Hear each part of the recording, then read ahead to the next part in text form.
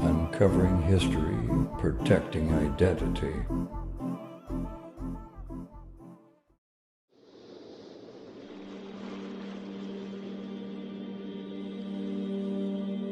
مشغول سنة waa dareemi kartiin waa famil dhowrnabo wax uu u yeelan mashquulkiisa iyo biisigiisa horta dhammaan horta ummadda Soomaaliyeed garab istaag aanan caadi ahayn min Laas Kamboni ilaa Laas Caseer Soomaali meeshay degtaba garab istaag weyn ay noo muujiyeen taasina waxaa sabab u ah gabadha walaasheena dhibaatada loo geystay Luul Cabdilcasiis Maxamed waxay noqon doontaa insha Allah ta'ala biidnillaahi albaari sidaan rajaynayno gabadhii ugu dambeysay ee Soomaaliyeed ee xanuun dareenta ee dulmi lagu dilo waxaan rajaynaynaa haddii aanu nahay gabadha familkeedii walaalaheedii wax diya ah gorgortan ah kama galeen gabadha horta odayaal waa ay jiraan maxaa waaye inay ku imaadaan bacmadow ku keenaan iyo inay bahasha ay qariyaan iyo waxaas waa ay jiraan laakiin anaga adaanu nahay dhalinyartii walaalihii la dhashay marnaba gorgortan kama galeen dhiiga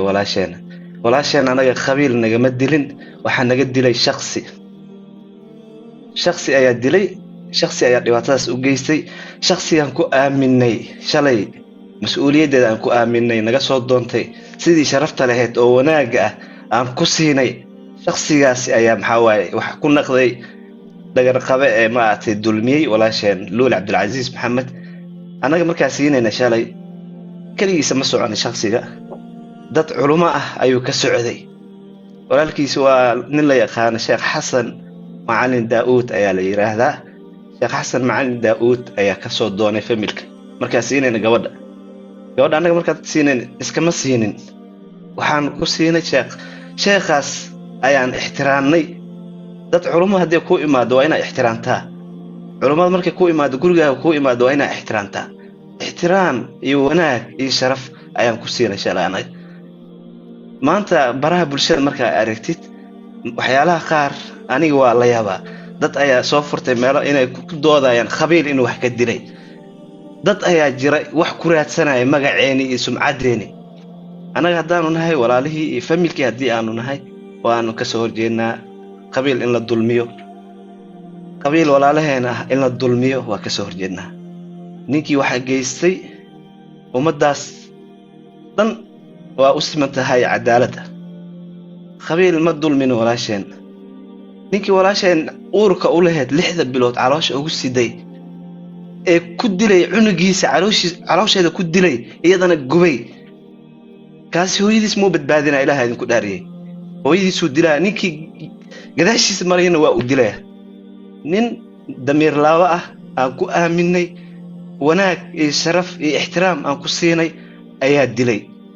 marka hadda anaga dhammaan waxaan idinka codsanaynaa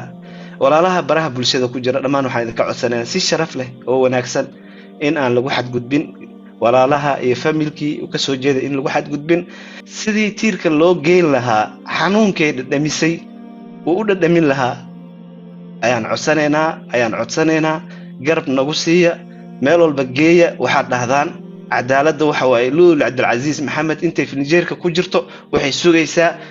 in lala duugo sida Cali Macalin Daawud oo tiirka la geeyo taas maana wax kale anaga ma qaadanayno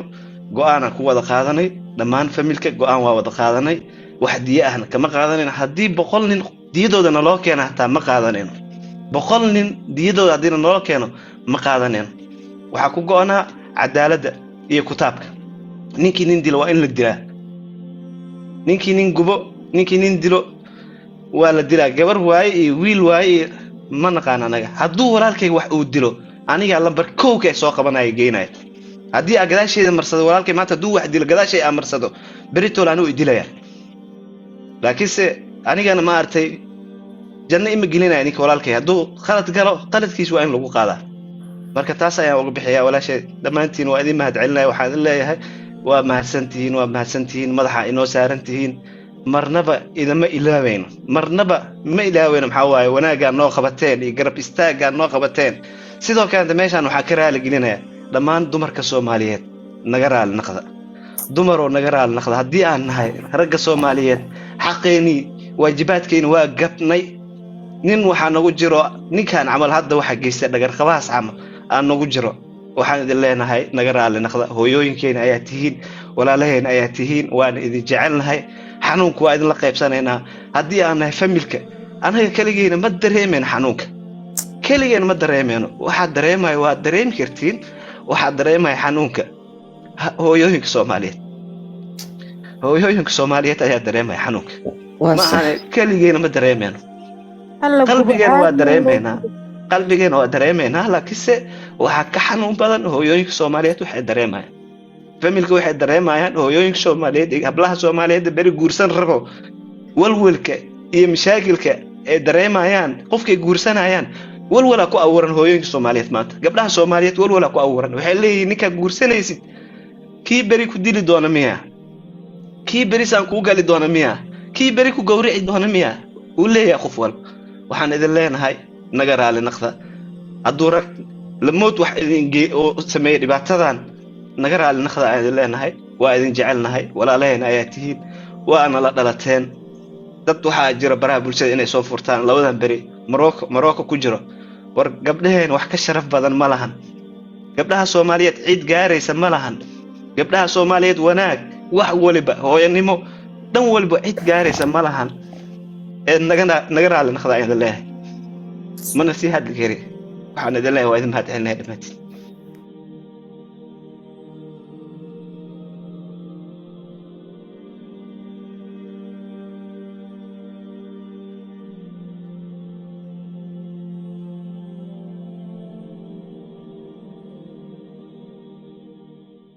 جزاك الله خيرا. Subscribe for more.